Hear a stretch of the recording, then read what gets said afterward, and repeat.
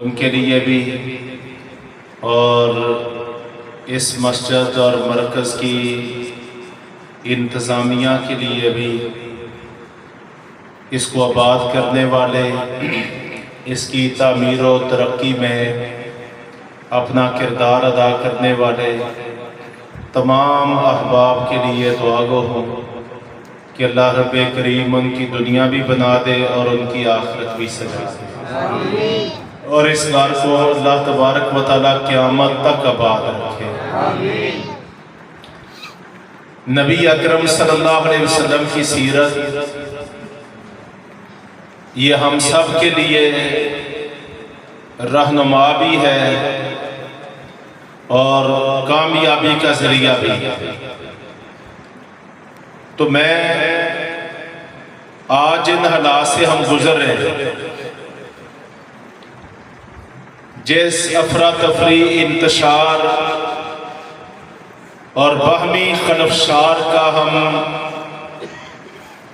اس وقت شکار ہیں، جن مسائل اور مشکلات سے ہم دوچار ہیں، ان کو سامنے رکھتے ہوئے اپنی بات کرنے کی بجائے میں رسول محترم صلی اللہ علیہ وسلم کی سیرت سے ایک ورق آپ کے سامنے پیش کروں گا اور دعا کروں گا کہ اللہ ہم سب کو آپ کی سیرت طیبہ کو اپنانے کی توفیق عطا فرمائے۔ نبی کریم صلی اللہ علیہ وسلم ہجرت کر کے مدینہ منورہ تشریف لائے، ایک جماعت، ایک معاشرہ قائم کرنا آپ صلی اللہ علیہ وسلم کا پہلا ہدف قرار پایا ہے۔ آپ نے ساتھیوں 3 کام کیے ہیں۔ اگر آج ہم بھی یہ 3 کام کرنے میں کوشاں ہو جائیں، ہمارے سارے حالات درست ہو سکتے ہیں، سب کچھ ٹھیک ہو جائے گا۔ آپ نے پہلا کام یہ کیا ہے کہ مدینہ منورہ تشریف لاتے ہی سب سے پہلے مسجد کی بنیاد رکھی ہے۔ مسجد ہمارے نزدیک مسجد کا تصور 5 وقت کی نماز کا ہے۔ اذان سے 5 منٹ پہلے مسجد کھلے گی اور 15 منٹ بعد بند ہو جائے گی، بس یہ کردار ہے مسجد کا۔ لیکن نبی کریم صلی اللہ علیہ وسلم کی مسجد ہجرت کے پہلے دن جو اس مسجد کی تعمیر ہوئی، پھر آج 1444 سال مکمل ہو رہے ہیں۔ ان 1450 سال میں ایک دن بھی وہ مسجد ایک لمحے کے لیے بھی بند نہیں۔ ہر امیر اور غریب کے لیے، ہر بادشاہ اور فقیر کے لیے وہ مسجد سجدہ گاہ بھی ہے، وہ عبادت کا مرکز بھی ہے، وہ نسلوں کی تعلیم اور تربیت کا ادارہ بھی ہے، وہ مسلمانوں کی معیشت کے استحکام کی ضمانت بھی ہے، وہ مسجد بیماروں کے لیے شفا خانہ بھی ہے، وہ مسجد قیدیوں کے لیے سب جیل بھی ہے، وہ مسجد مسلمانوں کے باہمی تنازعات کے لیے سپریم کورٹ کا کردار بھی ادا کر رہی ہے، وہ مسجد اسلام کے غلبے کے لیے GHQ کا رول اور کردار بھی ادا کرتی ہے۔ اس مسجد میں بڑے بھی آتے ہیں، چھوٹے بھی آتے ہیں، مرد بھی آتے ہیں، عورتیں بھی آتی ہیں، امیر بھی آتے ہیں، غریب بھی آتے ہیں، بے بس اور مجبور بھی آتے ہیں، مسلمان بھی آتے ہیں، کافر بھی آتے ہیں، بت پرست بھی آتے ہیں، یہودی بھی آتے ہیں، عیسائی بھی آتے ہیں، منافق بھی آتے ہیں، اپنے بھی آتے ہیں، بیگانے بھی آتے ہیں۔ آپ کہہ لیجئے کہ اللہ کے پیغمبر صلی اللہ علیہ وسلم نے مفاد عامہ کے لیے مسجد کو ایک پبلک سیکریٹریٹ، عوامی مرکز، اس کی حیثیت مسجد کو آپ صلی اللہ علیہ وسلم نے عطا فرما دی کہ مسجد میں عوام کے مسائل حل ہوتے تھے، بھوکوں کو کھانا کھلایا جاتا تھا، بے بسوں کی مدد کی جاتی تھی، مجبوروں لاچاروں کا تعاون کیا جاتا تھا، نکاح اور طلاق کے مسائل بھی مسجد میں حل ہوتے تھے، جنازے بھی مسجد سے اٹھتے تھے، لوگ کلمہ بھی مسجد میں پڑھتے تھے، مسلمان بھی مسجد میں ہوتے تھے۔ اور آپ پڑھتے جائیں حدیث، آپ پڑھتے جائیں اللہ کے رسول کی سیرت کے واقعات، آپ کو پتا چلے گا کہ آپ صلی اللہ علیہ وسلم نے جو معاشرہ تیار کیا تھا، اس معاشرے میں اللہ کا گھر مسجد یہ بنیاد کی اور مرکز کی حیثیت رکھتا تھا۔ آج بھی واللہ ہمارے بیشتر مسائل حل ہو سکتے ہیں اگر ہم اللہ کے گھر سے بیزاری، اس سے دوری۔ آج ہماری نسلوں کا کتنا تعلق مسجد سے رہ گیا ہے، آج ہمارا تعلق کتنا مسجد سے رہ گیا ہے۔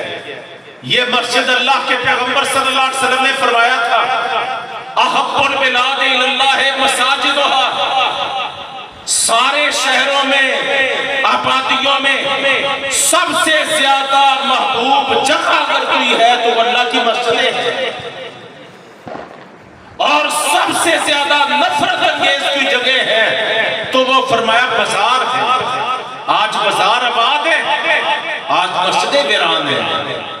کہنے کو ہم مسلمان ہیں لیکن ہمارا مسجد کے ساتھ کوئی بنیادی تعلق موجود ہے۔ بعض عید کے مسلمان ہیں، بعض 8 دن کے جمعے کے مسلمان ہیں، بعض جناب آپ سمجھ لیجئے 1-2 نمازوں کے مسلمان ہیں۔ آج ہمارا یہ تعلق ہے، تعلیمی ادارے آباد ہو گئے، انگلش میڈیم سکول دیکھ لیں، امریکن گرامر سکول دیکھ لیں، آکسفورڈ اور ہارورڈ سے جڑے ہوئے تعلیمی ادارے دیکھ لیں۔ آج ایک مہینے کی ہمارا ایک اوسط درجے کا شہری وہ 10-20 ہزار فیسیں بھی ادا کرتے ہیں، سب اخراجات بھی ادا کرتے ہیں، اور وہ ادارے آباد ہیں جہاں سے ہم سمجھتے ہیں ہماری دنیا سنورے گی، اور وہ گھر جس سے ہماری دنیا بھی سنورے گی، آخرت بھی سنورے گی، عزت بھی ملے گی، فلاح بھی ملے گی، کامیابی بھی ملے گی۔ آج ان کے ساتھ ہمارا کوئی تعلق نہیں۔ ہم چھوٹے ہوتے تھے تو فجر کی نماز پڑھ کے سب سے پیچھے ہٹتے تو ہماری مسجدیں بچوں اور بچیوں سے بھری ہوتی تھی۔ آج میں فجر کے وقت مسجدوں میں جاتا ہوں، واللہ میرا دل خون کی آنسو ہوتا ہے۔ نہ ہمارے باپوں کو احساس رہ گیا، نہ ہماری ماؤں بہنوں بیٹیوں بیویوں کو احساس رہ گیا۔ نماز سے آدھا گھنٹہ بعد ہر گھر میں ایک شور اور قیامت برپا ہوتی ہے، بچوں کو کھینچ کھینچ کے بستروں سے جگایا جا رہا ہوتا ہے، جناب سکول کا وقت قریب ہو رہا ہے، لیٹ جائیں گے جرمانہ لگے گا اور جناب سزا ملے گی۔ والدین بھی متحرک ہیں، نسلیں بھی بیدار ہیں، تو ہم کس راستے پر پڑ گئے؟ ناکامی، نامرادی۔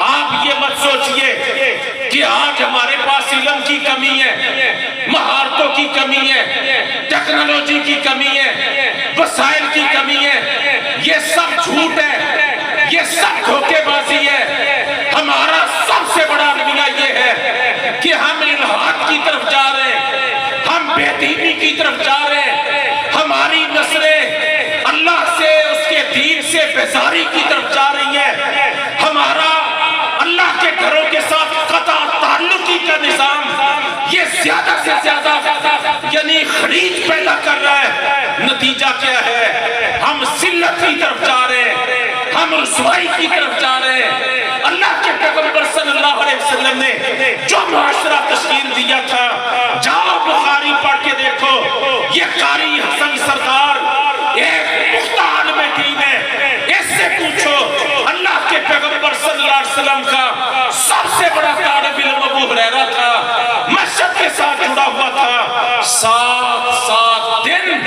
کھانے کے لیے کچھ نہیں ملتا تھا، لیکن پھر بھی اللہ کے گھر سے بیزاری اعلان برات یہ کہیں موجود نہیں تھا، بھوک بھی تھی، افلاس بھی تھا، تنگ دستی بھی تھی، فقر و فاقے بھی تھے، لیکن اس سب کے باوجود اللہ کی عبادت کے ساتھ جڑا ہوا وہ ماحول اور معاشرہ۔ تو میں دعوت دیتا ہوں سیرت النبی کے اس عظیم الشان پروگرام پہ میری پہلی بات پہ کان کرو، اس میں توجہ کرو، اس کو کان کھول کے سنو، اس کو اپنے دلوں کی تختیوں پہ نوٹ کرو۔ ساتھیوں، بھائیوں، میری عزت مآب بہنوں، کامیابی چاہتے ہو، نسلوں کو سنوارنا چاہتے ہو، فرما بردار نسلیں بنانا چاہتے ہو، دنیا پہ راج کرنا چاہتے ہو اور رزق کی فراخیاں چاہتے ہو، تو پھر میری پہلی گزارش یہ ہے کہ سب سے پہلی ترجیح اللہ کی عبادت کو دے دو، اپنی زندگی کا نصب العین اللہ کی عبادت کے قیام کو بنا لو، اور اللہ کی عبادت کا سب سے بہترین ذریعہ کہ اپنے آپ کو، اپنے وجود کو، اپنے معاشروں کو اللہ کے گھروں کے ساتھ جوڑ لو۔ نبی کریم صلی اللہ علیہ وسلم نے ایسا نظام قائم کیا تھا کہ مجال ہے کسی شخص کو مسجد سے غیر حاضری کی جرت ہو۔ ایک نبینا آپ کی خدمت میں آیا تھا، 4 عذر اس نے پیش کیے تھے، نبینا تھا، گھر بڑا دور تھا، راستے بڑے خطرناک تھے، ہاتھ پکڑ کے لانے والا مسجد میں کوئی نہیں تھا، 4 عذر پیش کر کے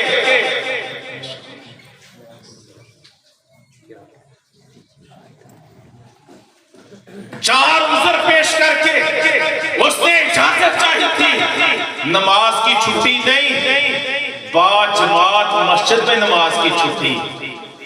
نبی کریم صلی اللہ علیہ وسلم نے اس سے سوال کیا تھا کہ بتا، تو نبینا بھی ہے، تیرا گھر بھی مسجد سے بڑے دور ہے، تجھے ہاتھ سے پکڑ کے لانے والا کوئی گائیڈ راہبر بھی نہیں ہے، راستہ بھی بڑا خطرناک ہے، تیرے بقول یہ تیرے 4 عذر ہیں، لیکن مجھے بتا کہ کیا تیرے کان میں حی علی الصلاۃ کی آواز جاتی ہے؟ تو اس نے کہا تھا ہاں اللہ کے رسول، حی علی الصلاۃ کی آواز تو آتی ہے۔ آپ نے کیا فرمایا تھا؟ فرمایا پھر میرے بھائی تیرے لیے کوئی رخصت اور اجازت نہیں ہے، جو بھی مشکل آئے، جس بھی تکلیف سے گزرنا پڑے، تجھے مسجد میں آ کے نماز ہی ادا کرنا۔ یہ تھا آپ کا مزاج۔ بعض اوقات آپ نماز کو مختصر کرتے تھے، وجہ کیا تھی کہ پیچھے عورتوں کی صفوں میں کسی بچے کے رونے بلبلانے کی آواز آپ کو آتی، آپ قرات زیادہ کرنا چاہتے ہوتے، قیام میں قرآن زیادہ پڑھنا چاہتے ہوتے، لیکن آپ صلی اللہ علیہ وسلم نماز کو مختصر کر دیتے۔ آج ہم ڈانٹ دیتے ہیں، کوئی بچہ شرارت کرے، کوئی غلط حرکت کرے، کوئی چیخے چلائے، ہم ایسا ڈانٹتے ہیں کہ زندگی بھر وہ پھر مسجد کا رخ کرنے والا نہیں۔ کیا یہ ہمارے نبی کی سیرت ہے؟ کیا یہ آپ کا انداز ہے؟ دعوے ہمارے بڑے ہیں، کردار میں ہمارے بڑا منفی پن موجود ہے۔ آپ صلی اللہ علیہ وسلم کیا کرتے؟ بچے کے رونے کی وجہ سے عورتوں کو نہیں ڈانٹتے چنگاڑتے تھے کہ آئندہ ہماری مسجد میں نہیں آنا، تمہاری وجہ سے میں نے قرآن کی تلاوت اور قرات مختصر کر دی ہے، بلکہ آپ قرات مختصر کر کے نماز ہلکی کر کے جلدی کر کے سلام پھیر دیتے تاکہ عورت کو تکلیف نہ ہو، تاکہ وہ بچے کو کور کرے، تاکہ ہماری یہ نسلیں پہلے دن سے ہی اللہ کے گھروں کے ساتھ جڑیں۔ اللہ ہمیں بھی بھئی ایسی توفیق عطا فرمائے۔ آمین۔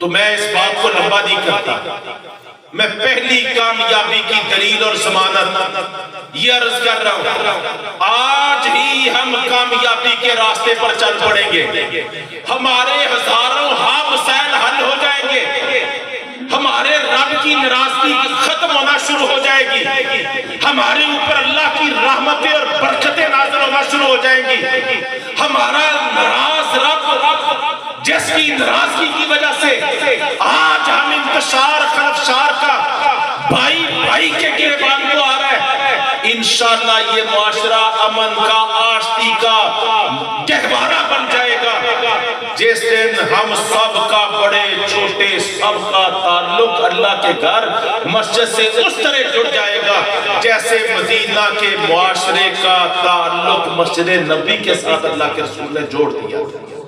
تو کیا وعدہ کرتے ہیں انشاءاللہ؟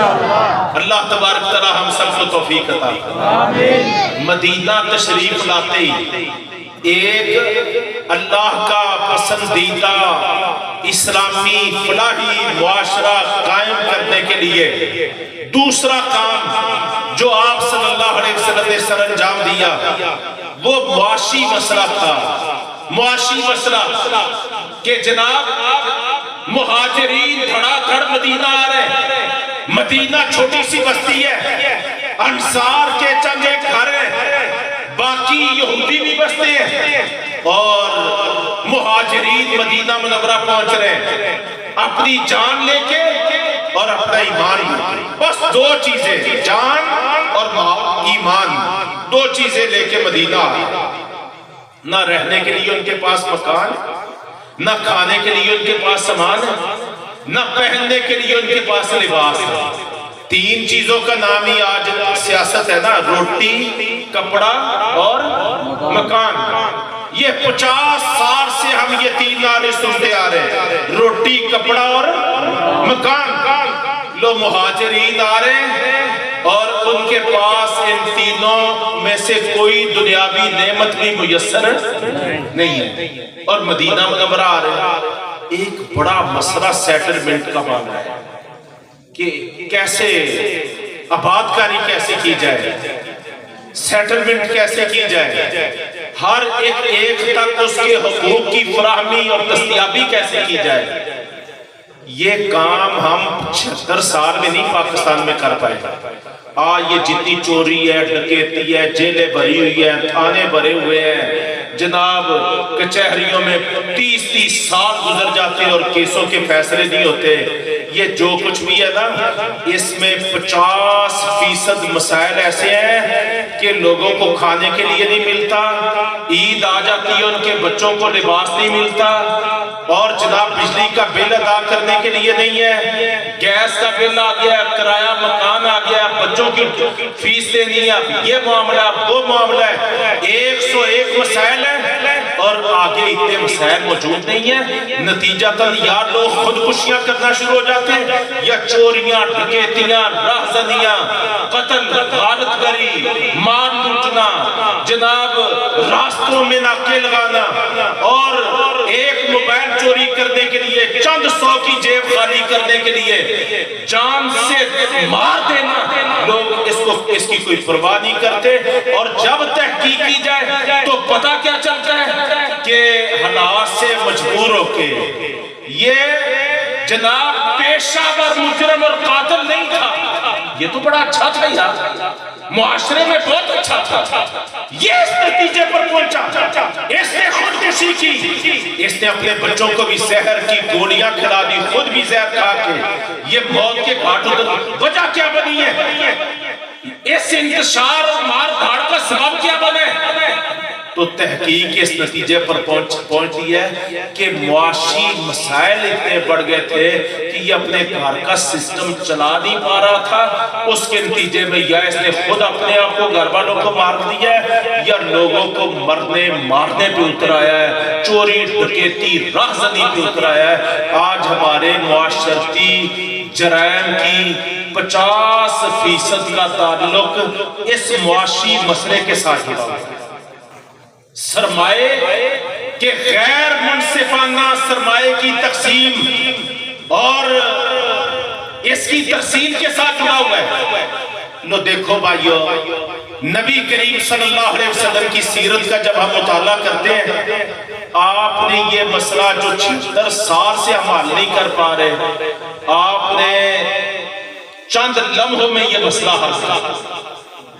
مدینے کی بستی کے انصار مہاجرین کو بلایا اور ایک ایک مہاجر کا ہاتھ پکڑ کے ایک ایک انصاری کے ہاتھ میں دے دیا، اور کیا فرمایا؟ آج کے بعد تم آپس میں بھائی بھائی، ایک اخوت کا رشتہ، بھائی چارے کا رشتہ قائم کر دیا۔ تعلیم کیا دی؟ فرمایا ہر مسلمان دوسرے مسلمان کا بھائی ہوگا، ہر مسلمان دوسرے مسلمان کا بھائی ہوگا، ہر بھائی جو اپنے لیے پسند کرے گا وہ اپنے بھائی کے لیے بھی پسند کرے گا۔ ہر مسلمان جیسے اپنے اوپر ظلم برداشت نہیں کرتا، اپنے بھائی پر بھی ظلم نہیں کرے گا، اس کو حقارت کی نگاہ سے نہیں دیکھے گا، اس کی تذلیل نہیں کرے گا، اس کو بے یار مددگار نہیں چھوڑے گا۔ فرمایا اللہ تبارک تعالیٰ اس وقت تک مسلمان کی مدد کرتا رہتا ہے جب تک مومن اپنے بھائی کی مدد کرتا رہے گا۔ آپ نے ایسی جامع تعلیمات ارشاد فرمائی کہ مدینے کے معاشرے میں جو انصار تھے، مقامی تھے، انہوں نے مہاجر لوگوں کا بوجھ بانٹنا شروع کر دیا۔ 2 گھر تھے، ایک گھر اپنے مہاجر بھائی کو، 2 باغ تھے، ایک باغ اپنے مہاجر بھائی کو۔ لمحوں کے اندر، گھنٹوں کے اندر یہ مسئلہ حل ہو گیا۔ کوئی بے چینی نہیں، کوئی بے سکونی نہیں، کوئی افراتفری نہیں، کوئی جناب معاشرے میں ناچاکی نہیں۔ لوگوں نے دل کھول کے ایثار کی مثالیں قائم کر دی۔ آج بھی اگر ہم کوشش کریں، اگر ہم ورکنگ کریں، محنت کریں، تو بھائی ہم نے تو تجربے کیے ہیں اور ہمیں نبی کریم صلی اللہ علیہ وسلم کی سیرت سے یہ سب کچھ ملا ہے۔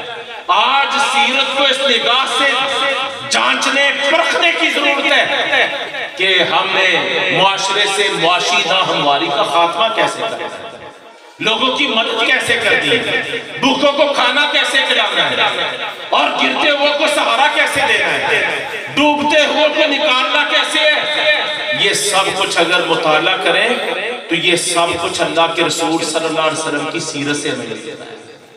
تو مدینے میں جرائم کتنے کم ہو گئے تھے، امن کتنا قائم ہو گیا تھا، معاشی جو مسائل ہے کتنی تیزی سے حل ہونا شروع ہو گئے تھے، اور لوگوں کے دل آپس میں کتنے جڑ گئے تھے۔ اللہ فرماتے ہیں وَأَلَّفَ بَيْنَ قُلُوبِهِمْ، یہ اللہ کا بہت بڑا انعام ہے کہ اللہ نے تمہارے دلوں کو آپس میں ملا دیا۔ لَوْ أَنفَقْتَ مَا فِي الْأَرْضِ جَمِيعًا مَا أَلَّفْتَ بَيْنَ قُلُوبِهِمْ، اے پیغمبر اگر آپ دنیا جہان کے خزانے بھی خرچ کر دیتے، آپ اپنے بھائیوں ان لوگوں کے دل آپس میں نہیں ملا سکتے تھے۔ یہ اللہ کی نعمت ہے کہ اس نے دلوں کو آپس میں ملا دیا۔ تو دلوں کے ملاو کا طریقہ کیا تھا؟ اسلامی بھائی چارہ، اخوت۔ کیا آج ہمارے پاس ہے؟ سوچنے کی بات یہ ہے، یہ جب سے فریج سسٹم آیا ہے نا، فریج سسٹم، تو سالن جناب کھانے پینے والی چیزیں ہفتوں کے ہفتے پڑی رہیں گی۔ وہ چیزیں جو زائد ہیں، پہلے ہم کسی برتن میں ڈال کے اپنے قریبی رشتہ دار کو، اپنے اڑوس پڑوس کے لوگوں کو بھیج دیا کرتے تھے نا، اب وہ سب کچھ اکٹھا کر کے کہاں رکھ دیتے ہیں؟ فریج میں۔ اور 2-4 دن ہفتے بعد ہماری عورتیں کیا کرتی ہیں؟ شاپر میں ڈال کے وہ کہاں پہنچا دیتی ہیں؟ کوڑے کے ڈھیر پر، کوڑے کے ڈھیر پر۔ واللہ یہ ہے وہ بے رحمی، یہ ہے وہ بے رخی، یہ ہے وہ سنگ دلانہ معاشرہ کہ پڑوس میں لوگ بلک رہے ہوتے ہیں، ان کے مسائل ہوتے ہیں، ان کا 2 وقت کا چولہا نہیں چل رہا ہوتا، وہ بڑے شدید مسائل سے دوچار ہوتے ہیں، اور ہماری فریجیں بھری ہوتی ہیں۔ تو یہ جیسے جیسے ہم سمجھتے ہیں ہم ترقی میں آگے بڑھ رہے ہیں، ترقی میں نہیں بڑھ رہے، ہم تنزلی میں آگے بڑھ رہے ہیں۔ ہماری وہ محبتیں ختم ہوتی جا رہی ہیں، وہ بھائی چارے ختم ہوتے جا رہے ہیں۔ آج ہر ایک اپنی 4 دیواری کے اندر محدود ہے، کوئی کسی کو کسی کی پرواہ نہیں ہے۔ ہمارے نبی کریم صلی اللہ علیہ وسلم نے تو مدینے میں ایسا معاشرہ تشکیل دیا تھا کہ ایک اجنبی بھی آ جاتا تو مدینے میں اس وقت تک چین اور سکون نہیں آتا تھا جب تک اس اجنبی کا پیٹ نہیں بھر لیا جاتا تھا۔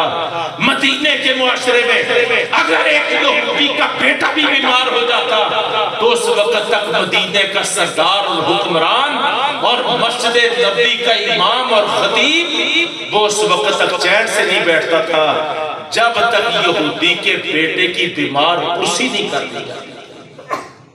ہمیں تو یہ تعلیم ہے، اور آج ہماری جانیں بڑھا تو دوبارہ پھر ایک اور سیرت کے مطابق کام کرنے کی ضرورت ہے۔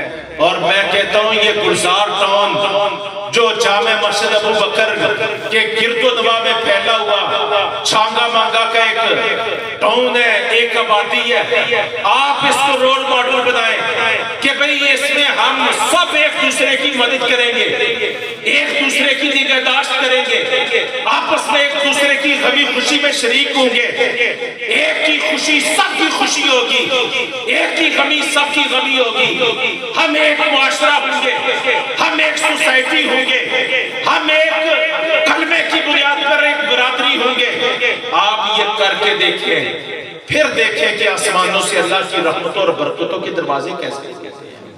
ایک بھائی چارہ قائم کریں، ایک سوسائٹی قائم کریں، دلوں کو قریب کرے، جوڑے، نفرتوں کو ختم کرے، یہ فرقہ واریت کی بنیاد پہ، یہ دھڑے بندی کی بنیاد پہ، یہ برادری کی بنیاد پہ، اور یہ زبان اور رنگ اور نسل کی بنیاد پہ ہمارا دین ان سب سے بلند ہے۔ ہم سب آدم کی اولاد ہیں، ہم سب مٹی سے پیدا ہوئے تھے، ہم سب ایک رب کو ماننے والے ہیں، ایک نبی کا کلمہ پڑھنے والے ہیں، ایک قبلے کی طرف رخ کر کے نماز پڑھتے ہیں، قرآن کو اپنی کتاب سمجھتے ہیں، ہماری بڑی مشترکات ہیں۔ ان کی بنیاد پر ہمیں اپنے دکھ اور درد بانٹتے ہیں، ایک دوسرے کی ہمدردی کرنی ہے، چاہتوں خوشیوں میں ایک دوسرے کے ساتھ شریک ہونا ہے۔ ایک ایسی سوسائٹی قائم کریں جس کو قوت کا درجہ دے، بھائی چارے کا درجہ دے، یتیم بچوں کی شادیاں کروائیں، یتیم بچوں کی تعلیمی کفالت کریں، اور فرقے، برادری، رنگ اور نسل سے بالا اس انداز میں معاشرے کے محروم طبقوں پہ نبی کریم صلی اللہ علیہ وسلم کی سنت کو زندہ کرنے والے اور اجاگر کرنے والے بنے۔ آپ صلی اللہ علیہ وسلم نے فرمایا تھا، صحیح بخاری میں یہ واقعہ موجود ہے، آپ نے فرمایا تھا کہ اللہ نے مجھے اب وسائل سے مالا مال کر دیا ہے، آج سے میں اعلان کرتا ہوں کہ جو شخص اب فوت ہوگا اور وہ قرض چھوڑ کے فوت ہو، فرمایا میں اس کے قرض کی ذمہ داری لیتا ہوں، میں مدینے کا حکمران محمد کریم ہر فوت ہونے والے قرض کی ذمہ داری آج کے بعد میں محمد لیتا ہوں۔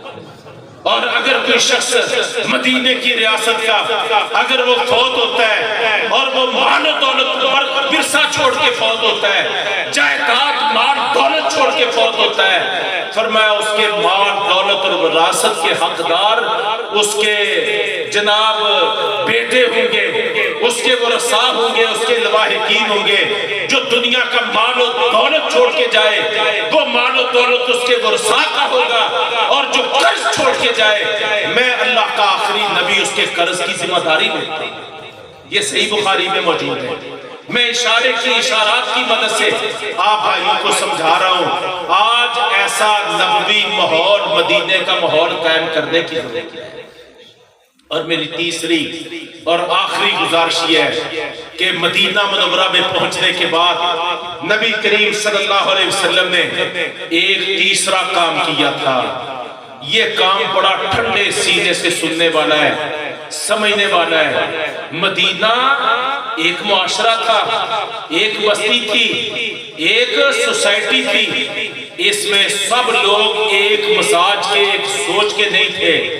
کوئی مسلمان تھے، کچھ منافق بھی تھے اور کچھ مشرک بھی ہوں گے، اور 3 یہودیوں کے بھی قبیلے تھے، یعنی مذہب جدا جدا، سوچے جدا جدا، نظریے جدا جدا، لیکن ایک آبادی، سوسائٹی اور معاشرے سے تعلق رکھتے تھے۔ نبی کریم صلی اللہ علیہ وسلم نے مختلف مزاج رکھنے والے، مختلف سوچیں رکھنے والے، مختلف نظریات رکھنے والے، ان سب کو آپ صلی اللہ علیہ وسلم نے مشترکات کی بنیاد پر ان سب کو اکٹھا کر دیا۔ یہ ہوتا ہے قیادت کا کام۔ جو توڑ پیدا کرنے والے ہوتے ہیں نا، یہ نااہل لوگ ہوتے ہیں، بھائی کو بھائی سے توڑ دینے والے اور جناب دھڑوں پہ دھڑے بنا لینے والے۔ اصل قیادت کی ذمہ داری کیا ہوتی ہے؟ ٹوٹے دلوں کو جوڑنا اور مختلف سوچوں والوں کو یکجا کرنا۔ یہ ہوتی ہے بہادری، یہ ہوتی ہے بہادری، اور یہ کردار ادا کیا تھا نبی کریم صلی اللہ علیہ وسلم نے مدینہ منورہ میں میثاق مدینہ کی بنیاد پہ۔ آپ نے مدینہ جاتے ہی مدینہ کی یہودیوں سے معاہدہ کیا، تمہارا مذہب جدا ہے، ہمارا مذہب جدا ہے، تمہاری سوچ جدا ہے، ہماری سوچ جدا ہے، لیکن چونکہ ہم نے مدینہ کی ایک بستی میں رہنا ہے، ہم آپس میں سٹیک ہولڈر ہیں، ہمیں مشترکات پہ اکٹھے ہونا چاہیے۔ تو آپ صلی اللہ علیہ وسلم نے مدینہ کے یہودیوں کو، جن کے بارے میں قرآن پاک میں 6 پارے کے آخر میں اللہ فرماتے ہیں، سورہ المائدہ میں اللہ فرماتے ہیں کہ مسلمانوں، دنیا میں تمہارے سب سے بدترین دشمن اگر اللہ کی زمین کے تخت پہ کوئی ہو سکتے ہیں تو وہ یہودیوں کو سب سے بدترین مسلمانوں کا دشمن قرآن نے قرار دیا۔ لیکن ان بدترین دشمنوں کو بھی رسول اکرم صلی اللہ علیہ وسلم نے اپنی سیرت اور اپنے کردار کے ذریعے ایک سسٹم میں جوڑ دیا تھا، اور اس کا نام ہے میثاق مدینہ۔ اس کی سب سے بنیادی شرط کیا تھی؟ تو یہ تھی کہ بھئی اپنے اپنے دائرے میں رہتے ہوئے مدینے کا تحفظ اور اس کا استحکام یہ ہم سب کی برابر کی ذمہ داری ہے۔ مدینے کی ترقی، مدینے کا تحفظ، مدینے کی بقا، مدینہ منورہ کا استحکام، بیرونی جارحیت سے اس کو محفوظ رکھنا، یہ ہم سب کی ذمہ داری ہو۔ تو یہ میثاق مدینہ۔ تو ہمارے پیغمبر صلی اللہ علیہ وسلم نے اپنے کردار کے ذریعے، اپنے اسوہ حسنہ کے ذریعے، دیکھو کتنے شدید دشمنوں کو بھی اپنے ساتھ جوڑ دیا۔ ان کے پاس جانا بھی ہے، ان کو بڑھانا بھی ہے، اٹھنا بیٹھنا ہے، ڈائلاگ ہے، قربتوں کو بڑھانا ہے، نفرتوں کا خاتمہ کرنا ہے، اور اس کے بیچوں بیچ اپنے اعلیٰ ترین اخلاق اور کردار کے ذریعے اسلام کی حقانیت کی دعوت بھی پیش کرنا۔ یہی نتیجہ ہے کہ مدینہ منورہ امن کا مرکز بن گیا تھا، سلامتی کا مرکز بن گیا تھا۔ 5 سال پھر یہ معاہدہ چلا ہے، 5 سال یہ چلا ہے۔ تو ساتھیوں، میں نے مختصر وقت کا لحاظ رکھتے ہوئے میں نے یہ 3 باتیں آپ کے سامنے عرض کی ہیں جو نبی کریم صلی اللہ علیہ وسلم نے مدینہ تشریف لاتے ہی آپ صلی اللہ علیہ وسلم نے ان اعلیٰ ترین اخلاقی رویوں کو آپ صلی اللہ علیہ وسلم نے قربان چڑھایا۔ کلمہ پڑھنے والوں کا مرکز ملن کا اور جناب عوامی مرکز وہ مسجد کو بنا لیا۔ 5 اوقات میں ملنا ہے، کوئی مس نہ ہونے پائے، کوئی غائب نہ ہونے پائے، دن رات میں 5 وقت میل ملاقات ہوگی، ایک دوسرے کے دکھ درد مسائل کو سمجھنے کا موقع ملے گا۔ یہ آپ صلی اللہ علیہ وسلم نے ایک کام۔ دوسرا کام اخوت کے رشتے میں ہر کلمہ پڑھنے والا آپس میں جڑا ہوا ہو، کوئی اخوت اور بھائی چارے سے جدا نہیں۔ اور تیسرا جو اسلامی اخوت سے جڑے ہوئے نہیں ہوں گے وہ مدینہ منورہ کے دفاع اور تحفظ کی بنیاد پر وہ مدینے کے نظام سے جڑے ہوئے۔ تو یہ اس کا نتیجہ کیا ہوا؟ مدینہ دنیا میں امن کا مرکز بن گیا۔ اگر آج ہم پاکستان میں امن چاہتے ہیں تو میں نے اللہ کے رسول کی سیرت سے یہ 3 آپ کے سامنے یہ نقاط پیش کی ہیں۔ مسجدوں کو، اللہ کے گھروں کو آباد کرو، نفرتوں کا خاتمہ کرو، آپس میں کلمے کی بنیاد پہ بھائی چارے میں جڑ جاؤ، یہ حد بندیاں یہ ختم کرو. پاکستان میں اقلیتیں بھی بستی ہیں, مینورٹیز بھی بستی ہیں. ملک کا قانون اور نظام ماننے کی وجہ سے ان کی جان مال اور عزت بھی اسی طرح محترم ہے جیسے کلمہ پڑھنے والوں کی ہے. تو اگر وہ پاکستان کے آئین اور قوانین کو مانے, ہمارے اوپر ایسے ہی ان کی مدد کرنا بھی ہمارے اوپر یعنی قائم ہے جیسے اپنوں کی مدد کرنا ہے. اس کا نتیجہ کیا ہوگا ساتھیوں؟ اگر نبی کریم صلی اللہ علیہ وسلم کی سنت کو عملی طور پر ہم اجاگر کرنے والے بن گئے, 76 سال گزر گئے, آپ 2 4 5 سال اس کا تجربہ کریں, انشاءاللہ پھر دیکھیں کہ یہ پاکستان ترقی کیسے کرتا ہے, کامیابی کیسے ہمیں نصیب ہوتی ہے, امن کیسے آتا ہے, استحکام کیسے آتا ہے, معیشت میں ہم کیسے آگے بڑھتے ہیں, دنیا کی باوقار قوموں کی سب میں ہم کیسے شامل ہوتے ہیں, ہمارے مسائل کیسے حل ہوتے ہیں, آسمانوں سے برکتوں رحمتوں کے دروازے کیسے کھلتے ہیں, زمین کی رحمتیں برکتیں اور خزانے اللہ تبارک تعالیٰ ہمارے قلبوں میں ڈھیر کیسے کرتا ہے. تو میں نے یہ چند گزارشات کی ہیں. میں اللہ رب کریم سے دعا کرتا ہوں کہ اللہ ان معروضات کو قبول بھی فرمائے, ہم سب کو عمل کرنے کی توفیق بھی عطا فرمائے, وہ ہمارا حامی و ناصر بھی ہو جائے, ہماری بھی مدد کرے, ہمارے وطن عزیز کے حال پہ بھی اللہ رب کریم رحم کرے, ٹوٹے ہوئے دلوں کو ہمیں جوڑنے کی توفیق عطا فرمائے, آپس کی نفرتوں کو ختم کر کے اللہ ہمارے دلوں کو ملا دے. پہلے پاکستان 2 لخت ہوا تھا, آج دنیا اس کو 7 جغرافیائی ٹکڑوں میں بانٹنا چاہتی ہے. ان تمام سازشوں کے پیچھے بین الاقوامی دشمن کی کارستانیاں اور سازشیں موجود ہیں. اللہ ہمیں سمجھنے کی بھی توفیق دے. ہمارے حکمرانوں کو, مقتدر اداروں کو اللہ فہم اور بصیرت اور عقل سلیم بھی عطا فرمائے, اور یہ ملک کو کھلواڑ کرنے کی بجائے یہ ملک میں امن استحکام لانے کی کوشش کریں.